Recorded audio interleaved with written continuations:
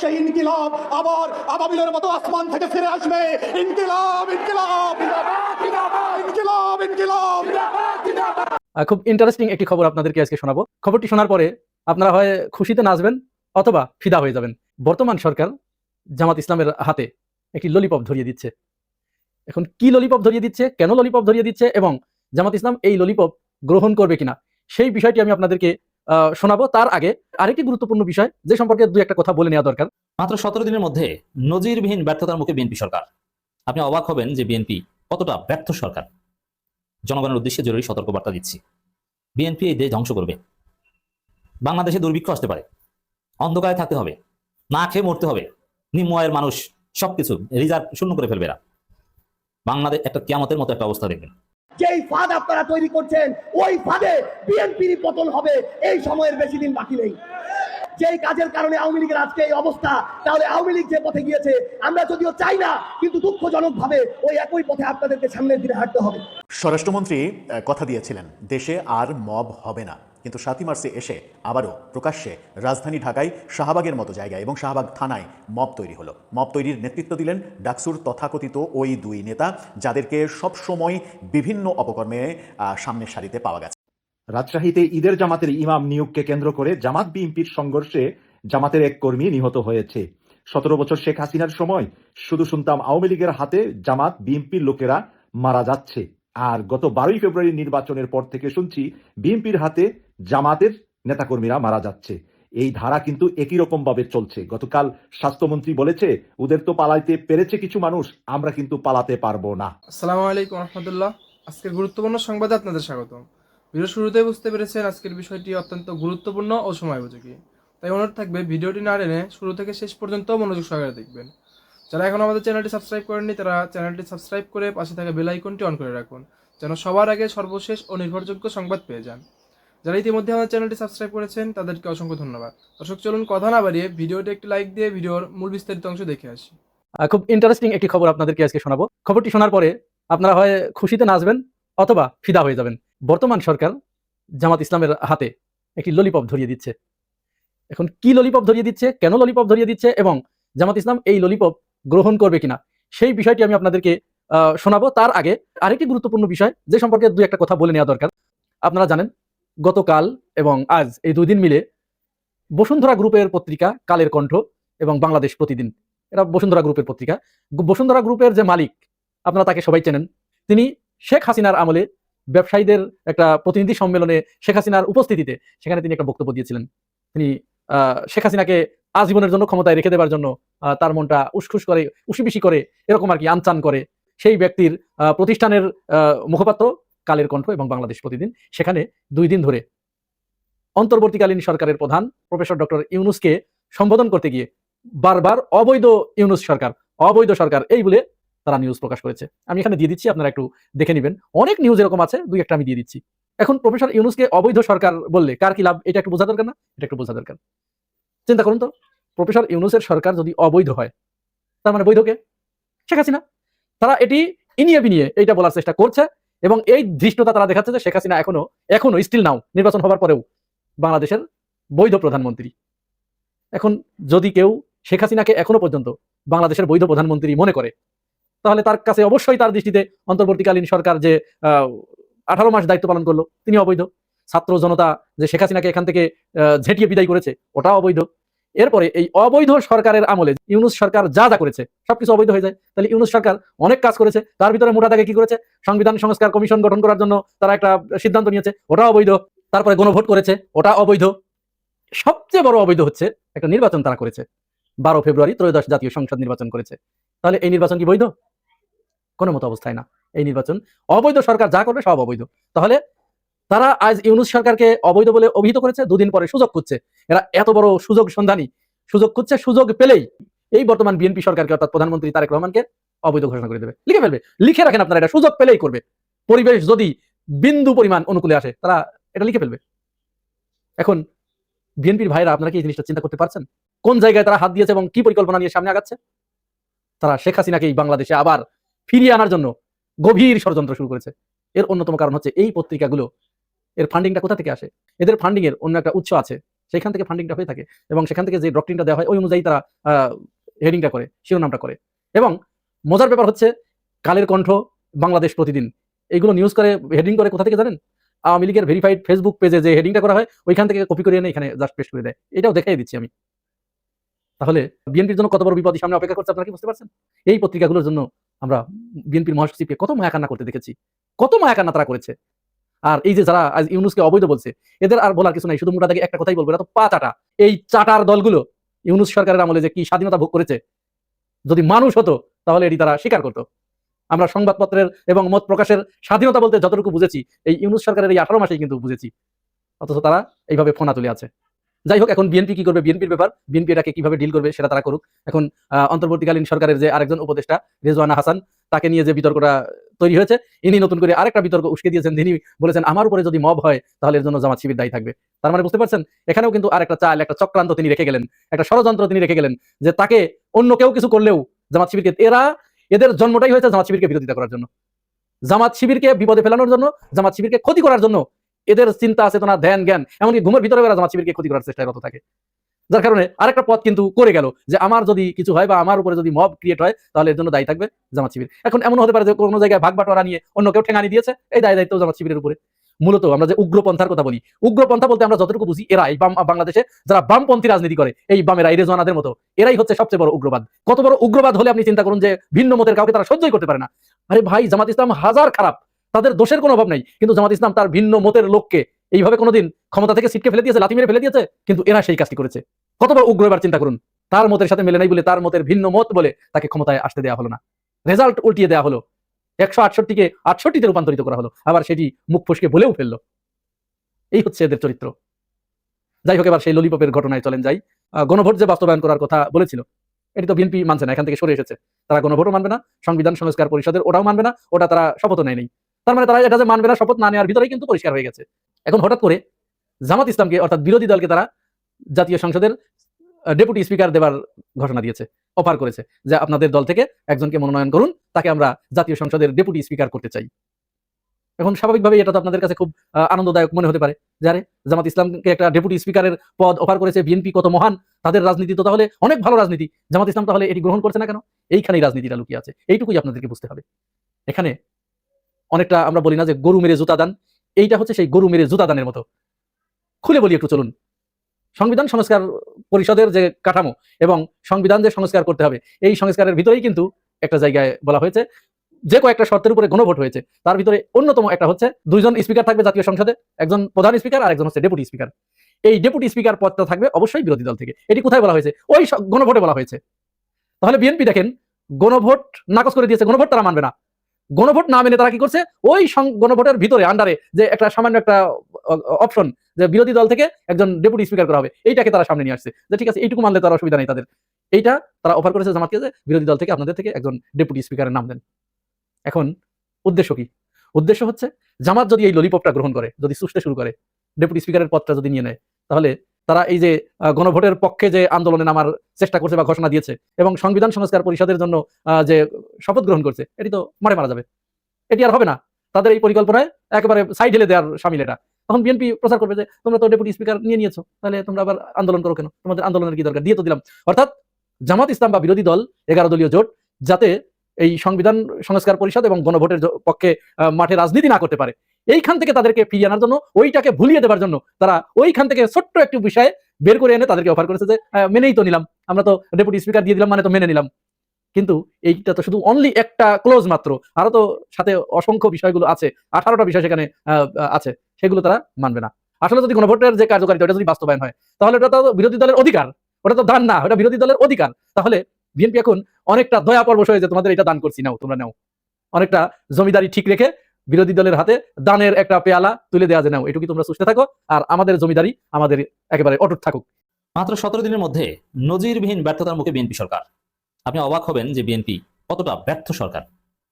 জনগণের উদ্দেশ্যে জরুরি সতর্কবার্তা দিচ্ছি, বিএনপি এই দেশ ধ্বংস করবে। বাংলাদেশে দুর্ভিক্ষ আসতে পারে, অন্ধকারে থাকতে হবে, না খেয়ে মরতে হবে, নিম্ন আয়ের মানুষ সবকিছু রিজার্ভ শূন্য করে ফেলবে না। বাংলাদেশ একটা কিয়ামতের মতো একটা অবস্থা দেখবেন, শাসন করতে পারবে না, কোনো যোগ্যতাই নেই। একটা ধ্বংসস্তূপ থেকে বাংলাদেশকে বাঁচিয়েছিলেন ইউনূস। ইউনূস গাদ্দারি করেছেন, at the end of the day কারচুপি নির্বাচন দিয়ে, ইলেকশন ইঞ্জিনিয়ারিং করে। কিন্তু ইউনূসের শাসন ছিল বাংলাদেশের ইতিহাসে জীবন রক্ষাকারী শাসন। বাংলাদেশ ধ্বংস হয়, রিজার্ভ নাই, দেউলিয়া হয়ে যাওয়ার মতো একটা দেশ। দেউলিয়া, দেউলিয়া বুঝেন? দেউলিয়া কি কথাটা অনেকে ব্যবহার করেন, কিন্তু এই কথায় কথায় আসলো একটু বলি, শিখেন। একটা টার্ম, লিগাল টার্ম। দেউলিয়া এটা একটা লিগাল টার্ম। দেওয়ানি কার্যবিধিতে এই দেউলিয়া শব্দটা আছে, দেওয়ানি আইনে এবং কোম্পানি আইনেও এই দেউলিয়া আছে। যে আপনি যদি এরকম হন যে আপনি অনেক দেনা, আপনার দেনার পরিমাণ, ঋণের পরিমাণ আপনার মোট সম্পত্তির চাইতে বেশি হয়ে গেছে, তার মানে আপনি এত টাকা দেনা হয়েছেন যেভাবেই হোক না কেন, যে আপনার টোটাল সম্পত্তির চাইতে আপনার দেনার পরিমাণ বেশি, তখন আপনি চাইলে অথবা অন্য কেউ চাইলে আবেদন করতে পারবে কোর্টের কাছে যে দেউলিয়া ঘোষণা করা হোক।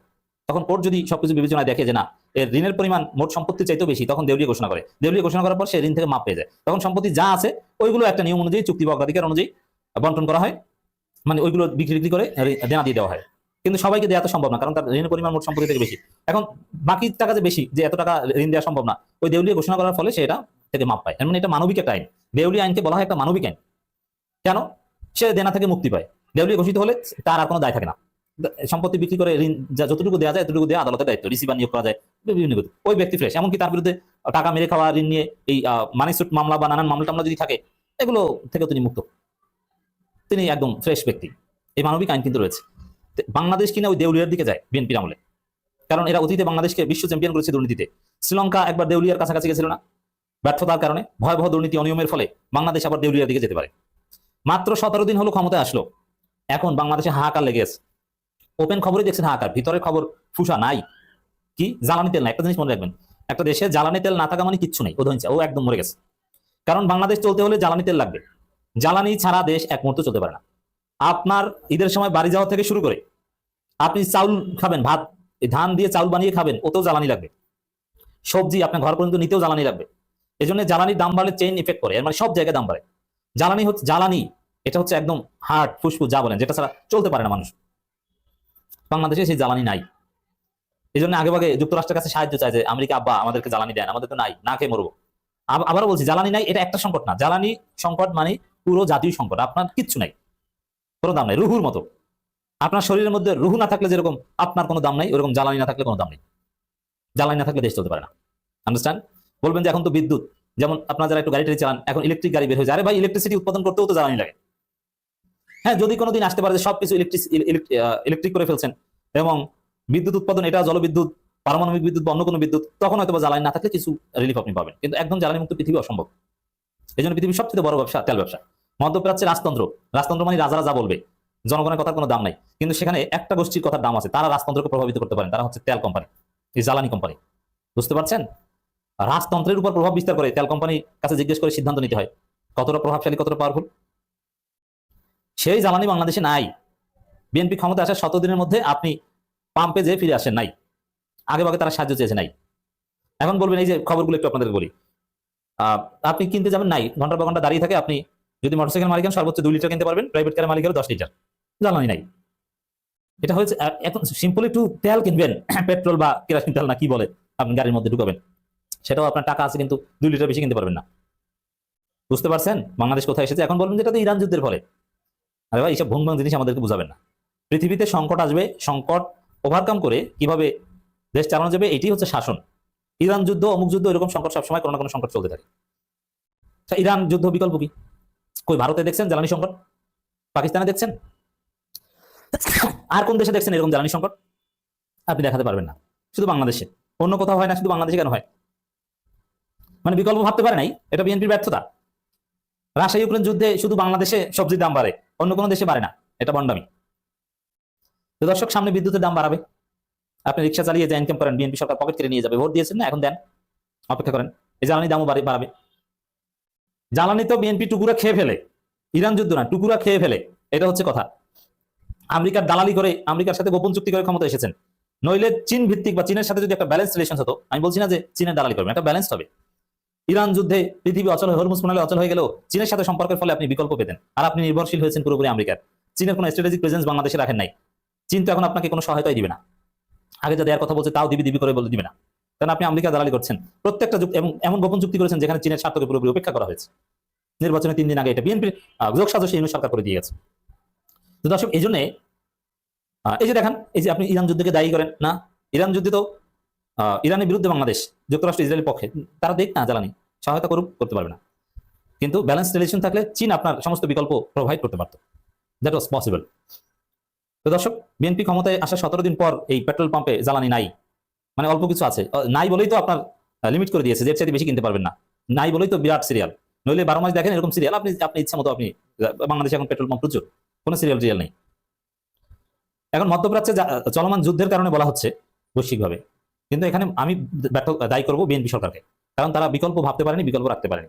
এটা যা শুরু, সামনে দেখবেন 17 দিনের মধ্যে এই অবস্থা না, দ্রব্যমূল্যের ভয়ানক ঊর্ধ্বগতি থেকে শুরু করে সবকিছু এলোমেলো, সব প্রতিষ্ঠানগুলো দলীয়করণ করেছে, সামনে ভয়াবহ পরিস্থিতি আসছে, সতর্কবার্তা। 7 মার্চের ভাষণকে নিয়ে নানা ধরনের মাথা ব্যথা শুরু হয়েছে। এনসিপির আহ্বায়ক বলেছেন 7 মার্চের ভাষণের নামে আওয়ামী লীগ পুনর্বাসন করা যাবে না, আওয়ামী লীগ পুনর্বাসন করা হচ্ছে।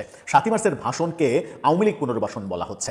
7 মার্চের ভাষণের ঐতিহাসিকতা তার মানে তারা অস্বীকার করে। তারা স্বীকার করে কোনটা? তারা স্বীকার করে 47, যেটা ভারত পাকিস্তান ভাগ, যেটার সঙ্গে বাংলাদেশের অস্তিত্বের কোনো সম্পর্ক নেই। ভারত পাকিস্তান ভাগকে তারা তাদের আজাদির প্রথম লড়াই, প্রথম ওন করার ব্যাপার, সেটা তারা মনে করে। এরপরে তারা ছোট্ট করে 71-এর কথা বলে, আবার 24-কে অনেক বড় করতে চায়। তারা 24-কে এবং 47-কে অনেক বেশি বড় করার মাধ্যমে 71-কে যে ছোট করে ফেলা হয়, সেই বোধোদয় তাদের কবে আসবে সেই প্রত্যাশায় আমরা বসে আছি। গণমাধ্যম ভয়াবহ খবর দিচ্ছে। গণমাধ্যম একটি রিকশায় বাঁধা মাইকের ছবি সহ কালবেলার শিরোনামটা দেখে নিন। সেখানে বলছে শাহবাগে 7 মার্চের ভাষণ বাজানোকে কেন্দ্র করে দুই পক্ষের হাতাহাতি, মারামারি। দুই পক্ষের হাতাহাতি ব্যাপারটা না, যারা এই উদ্যোগটা নিয়েছিল তাদের উপরে মব তৈরি করা হয়েছে। প্রথমে 2 জন এসে তাদেরকে শাসিয়ে গেছে।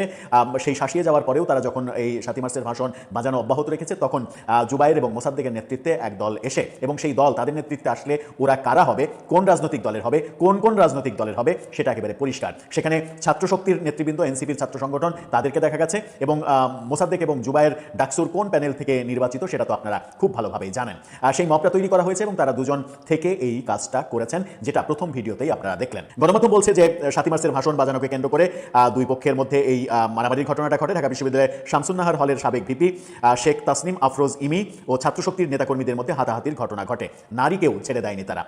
রাত 9:30টার দিকে শাহবাগ থানার সামনে একটি অটোরিকশায় আনা মাইকে ভাষণ চালানো হয়। এ সময় উপস্থিত সাংবাদিকদের ইমি বলেন, বঙ্গবন্ধু আমাদের অস্তিত্বের প্রতীক, তিনি তো আর এমন না যে তাকে ব্যবহার করলাম, তারপর প্রয়োজন ফুরিয়ে গেল 32 নম্বর ভাঙলাম, তার মুরাল ভাঙলাম, এমন তো না। তিনি আমাদের জাতির জনক। এটা তো মীমাংসিত ব্যাপার। এই রিপোর্ট লেখা পর্যন্ত ইমির গ্রুপের 2 সদস্যকে পুলিশ হেফাজতে দিয়েছে ছাত্র শক্তির নেতাকর্মীরা। পুলিশের কাছে সোপর্দের সময় রাত 10:30টার দিকে শাহবাগ থানার ভেতরে ইমির দলের সদস্যদের উপরে হামলা করেন ছাত্র শক্তির নেতাকর্মীরা, এনসিপির নেতাকর্মীরা। এরপর তাদের পুলিশ হেফাজতে দেওয়া হয়। এ সময় ডিসি মাসুদ বলেন, যাকে কেন্দ্র করে এই ঘটনা ঘটেছে তার বিরুদ্ধে অভিযোগ প্রমাণিত হলে প্রয়োজনীয় ব্যবস্থা গ্রহণ করা হবে। তার মানে কি এটা যে যারা মবের শিকার হলো তাদের বিরুদ্ধেই ব্যবস্থা গ্রহণ করা হবে, যারা মব তৈরি করলো তাদের ব্যাপারে ব্যবস্থা গ্রহণ করা হবে না? অথচ স্বরাষ্ট্রমন্ত্রী পরিষ্কার ভাষ্যে বলেছেন দেশে আর মব হবে না।